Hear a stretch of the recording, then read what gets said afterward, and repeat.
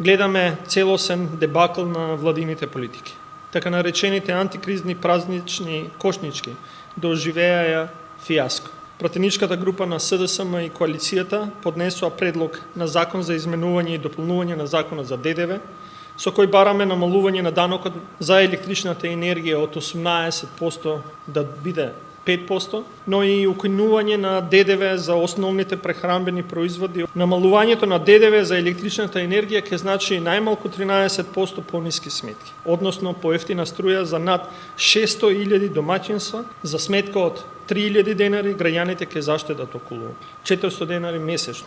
Износ што наместо да оди во државниот буџет ќе остане во семејните буџети. Додека пак укинувањето на ДДВ за основните прехранбени производи ќе донесе до поевтинување на храната, односно намалување на цените на основните прехранбени производи за најмалку 5%. Со поднесувањето на овој предлог закон по скратена постапка, започнуваме процес на системска реализација на мерките што директно ќе го олеснат финансискиот товар на граѓаните.